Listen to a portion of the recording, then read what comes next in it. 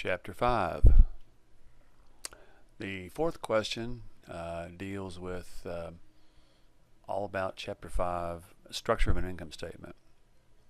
Company had sales of $704,000, cost of goods sold of $263,600. Its gross margin equals what? Well, this is the basic structure of an income statement. Sales minus cost of goods sold equals gross margin. And to find the unknown, you plug in the pieces you know. For example, sales were 704, cost of goods sold 263.6. The difference would be the answer we're looking for, which is 440,400. Number 5. Company had sales of 383, gross profit of 144.7. Its cost of goods sold equals what? Well, if you know that sales minus cost of goods sold equals gross margin, then you also know this, that sales minus gross margin equals the cost of goods sold. All we've done is flip this cost of goods sold on the other side of the equals sign, and the equation is still the same. You basically put in what you know and solve what you don't know. So in this case, sales are 383, gross profit is 144.7. The difference between the two would be the cost of goods sold, 238.3. Here's a little thing I do in my spare time. I write country music songs, and you can see that if you go either down or across or diagonally, put the words together, you've got a pretty good country song. Question 6 and 7. They deal with a financial ratio called the asset test ratio. We've already talked about the current ratio, but the asset test ratio is quick assets divided by current liabilities, as opposed to current assets divided by current liabilities. Now, quick assets are things like cash, short-term investments, and receivables. Quick assets do not include prepaid expenses or inventory. They do not include prepaid expenses or inventory. A common rule of thumb for this asset test ratio is it should be at least 1 to 1. That is, you should have at least $1 of quick assets for every dollar you have of current liabilities. And this ratio is a much better measure than the current ratio of trying to answer the question, can you pay your bills on time? Now, number 6. RMS Corporation's total quick assets were $5,288,000. We'll put that down here. And its let's see, its current liabilities were $7,700,000, which we've also put down here. So its asset test ratio equals what?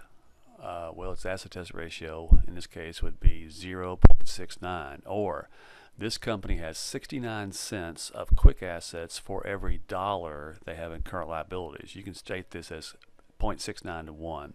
Notice up here in the problem that we were given current assets of $12,300,000. You just ignore those, because in this ratio we're looking for quick assets divided by current liabilities. This is the asset test ratio, or some people call it the quick ratio. Number 7. Calculate the current ratio and the asset test ratio for the old mill company. So in this problem, current assets are accounts receivable, $49,500. Inventory, $317,500. Prepaid expenses, $14,500. Short-term investments, $13,500. Cash, $50,500 down here at the bottom. Add that all up. Current assets are $445,500, and current liabilities will be $146,500, which would be the accounts payable of $114,000 plus other current payables of $32,500. So these two pieces together will give you the $146,500. Looks like our current ratio is 3.04 to 1, so they have $3.04 worth of current assets or the current liability. That's above the general rule of thumb of 2 to 1. Now let's do the quick ratio. The quick assets are going to be accounts receivable, short-term investments, cash, and the total quick assets will be $113,500 divided by the same current liabilities, and that's going to give us a quick ratio or an acid test ratio of 0.77 to 1. So that means that if you had to decide between these two, it looks like you ought to try to use the more conservative or the stricter measure of can you pay your bills on time, which would be in this case the acid test ratio, which looks like they don't meet the qualifications of 1 to 1, the rule of thumb, so it looks like they might be a little slow in paying their bills. Okay, next we'll switch over to another topic, gross margin ratio. Gross margin ratio basically is computed as follows: net sales minus the cost of goods sold, and this net sales minus cost of goods sold has a name. It's called gross margin. So gross margin divided by net sales is the gross margin ratio. And what this does is this is a percentage of the dollar sales available to cover expenses and provide a profit. Higher is better. Higher is better. So it looks like you can see JCPenney had looks like a 30% gross margin ratio, and then it started going down, and then it also went back up in this time period to 2003. Number 8. A company's gross profit was $80,950. Its net sales were $361,800. Its gross margin ratio equals what? To two decimal places.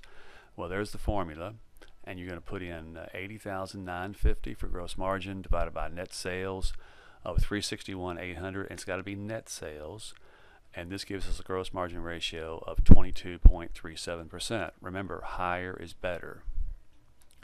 Number 9. Robert Company's net sales were $682,600. Its cost of goods sold was $230,810.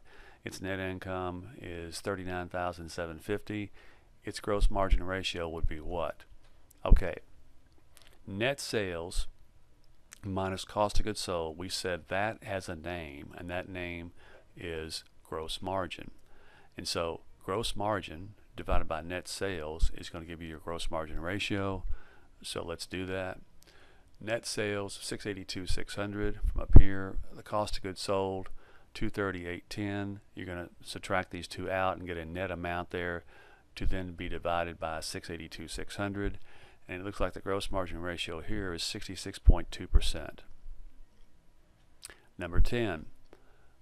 Bill Company had sales of $139,000, sales discounts of $2,800, sales returns of $4,000, and we're supposed to figure out net sales. Well, net sales is always going to be gross sales before any kind of discounts or returns minus sales discounts minus sales returns equals net sales. Plug in what we know. We know gross sales are $139 from up here. We know sales discounts are $2,800 from up there. Sales returns are $4,000, and so put all this in your calculator and you should come out to $132,200. Number 11. Mac Company had cash sales of $95,475. Credit sales of $84,650, sales returns and allowances $2,100, sales discounts of $38,75, and this should say Mac's net sales for the period are equal to what? Well, here's the idea. You put all the gross, cash sales plus credit sales, those together would be gross sales. So gross sales minus sales returns and allowances minus sales discounts equals net sales. And it looks like $95,475 plus $84,650 minus $2,100 minus $38,755 gives you net sales of $174,150. Number 12. Company had net sales and cost of goods sold of $761 and $550,200 respectively. Its net income is $18,430. The company's gross margin and operating expenses are what? And what? Okay, so this again all reflects around understanding the structure of an income statement. So here's the basic structure. We go to sales minus cost of goods sold equals gross margin. So let's see if we can figure that first piece out. So we plug in what we know. We know that sales are $761. We know that cost of goods sold is $550,200, and the difference between the two is our first unknown item, which is gross margin, which is $210,800. So we've got the first piece. Next, we're looking for operating expenses. The second part of an income statement structure looks like this: gross margin minus operating expenses equals net income. Well, we figured the gross margin from the part 1. Operating expenses is what we're looking for, but they gave us net income. So let's plug in what we know. We know that gross margin is $210,800, operating expenses is the unknown item, and net income is $18,430. Subtract the $18,430 from the $210,800, and you should get operating expenses will be $192,370. Number 13, again still in chapter 5. Mork Company had $817 in net sales, $817,000, $363,600 in gross profit, and $217 in operating expenses. The cost of goods sold equals what? Okay, sales minus cost of goods sold equals gross profit. Let's see, plug in, flip the formula around just a little bit, put the cost of goods sold on the other side of the equal sign. Now we have sales minus gross profit equals cost of goods sold. Plug in what we know. We know sales are $817 from above. We know gross profit was $363,600, and we don't care about operating expenses, but we are trying to, because we're trying to find the cost of goods sold. So the difference between these two will give you the cost of goods sold of $453,400. And that's the end of chapter 5. The next video deals with chapter 6.